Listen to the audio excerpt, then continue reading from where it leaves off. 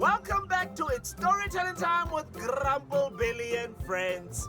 I hope you have been enjoying all the stories from my friends around South Africa.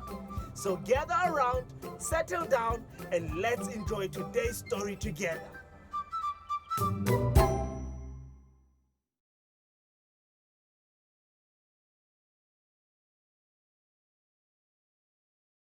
Thank you, Grumple Billy. Welcome, kids. My name is Beauchachia, and I hope you enjoy the story. Tom Thumb. A poor woodcutter sat by the fire one evening, while his wife sat across from him, spinning. He said, "What a sad thing it is to have no children. We lived too quietly. A child would have cheered us up." "Yes," said his wife. "I'd even be glad of one the size of my thumb." Some time later, they had a son, and sure enough, he was no bigger than a thumb. And they named him Tom Thumb. And they loved him dearly and gave him the best of care. Time passed. Tom never grew any larger, but he was strong and healthy and became a quick, bright child who did well at whatever he tried.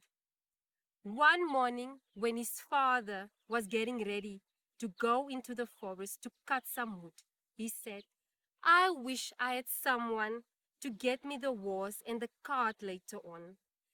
"Leave it to me," said Tom. "I can bring him." "Very well," replied his father. That afternoon, Tom climbed up and sat between the horse's ear. "Get up," he called to the horse in a big, brave voice, and away they went together. Two strangers were passing through the wood and saw the horse galloping. They heard Tom calling to turn right or to turn left, but there was no one to be seen. "That's very strange," they said. "Let's follow the cart and see what happens when it stops." Soon the man came to a spot where Tom's father was waiting, and they hid behind a tree. "Here I am, father," Tom called. "Didn't I drive the horse well?"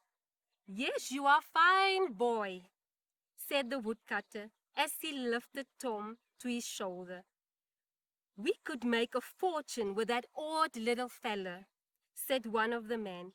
"If we showed him in the towns for money, people would pay to see him. Let's buy him."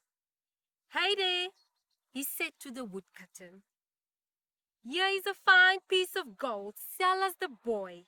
We'll take good care of him." "No," said the woodcutter. "He's all my wife and I have, and we love him dearly with all our hearts." But Tom whispered in his father's ear, "Take the gold, and don't worry about me. I'll be back home before you know it." "Well, all right then," said the woodcutter, and he took the gold. One of the men put Tom on the rim of his head, and they all said their goodbyes. Tom's father went away one way with the horse and the wood and the piece of gold. The two men went the other way with Tom riding on the head. After a while, Tom called, "Let me down." "No," said the man. "You'll just run away." "But it's important business," said Tom. So the man put Tom down in the grass. Quick as a wink, he ran into a mouse hole. "Goodbye, gentlemen," he called. The men looked everywhere, but they could not see Tom. They poked in the hole, but he stayed safely out of reach. "We've been tricked," they said angrily, and they went on their way. When Tom came out of the hole, the moon was up. "Traveling at night is risky," Tom said, so he curled up in a snail shell that lay in the field nearby. Just as he was falling asleep, he heard two men passing by.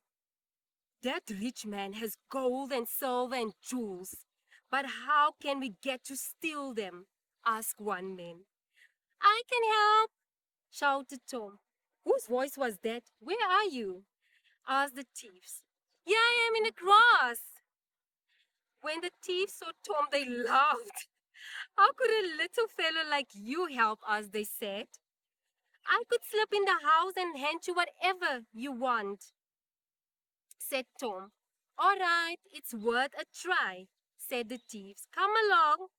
But when Tom got inside the house, he called out in a loud voice, What do you want? Shall I hand you out everything? Shh, said the thieves, not so loud. Tom pretended not to understand. Hold out your hands, he shouted. Here's some gold. The maid heard the noise and came with a lamp. Quickly the thieves ran away, and Tom, pleased with himself, tiptoed to the barn.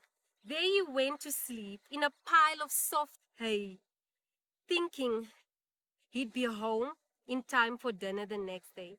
In the morning, the maid came to feed the cow. She picked up the pile of hay where Tom was sleeping. When he woke up, he was in the cow's mouth. There the cow swallowed and Tom slit in the stomach. He screamed, but the maid had already left to do the baking. Later, the maid came back to milk the cow. Imagine, to her surprise, when she heard a voice inside crying, Let me out! Let me out! She ran to her master. The cow is talking, she said. Her master came to listen. Again the voice called, Let me out! Let me out! The master turned pale and frightened. It's an evil spirit, he said. We must kill the cow. So he butchered the cow and threw her stomach in the rubbish heap, with Tom still inside. Tom twisted and turned, trying to work his way out of the stomach. Just as he was beginning to sniff fresh air, a starving wolf came by.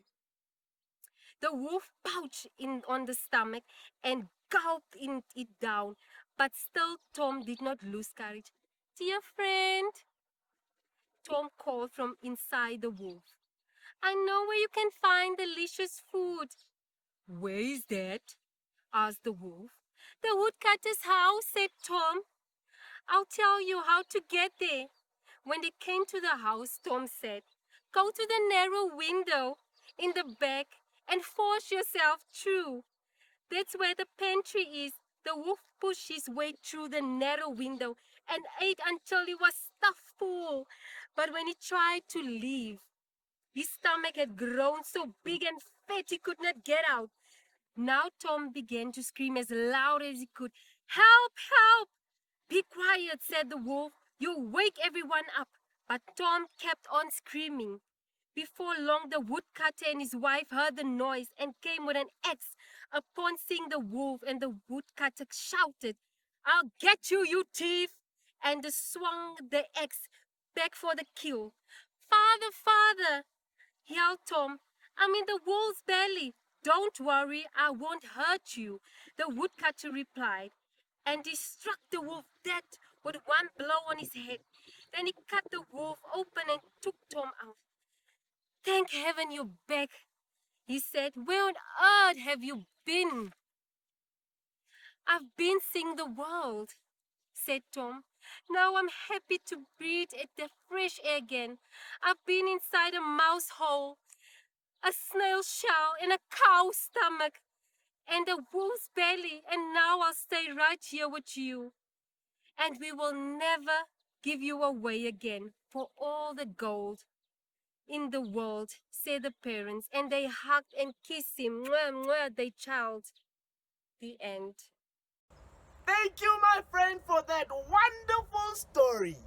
That's it for today, Munchkins. Join us next time for another story right here on It's Storytelling Time with Grumple Billy and friends. Don't forget to social distance, wash your hands, and always wear your mask.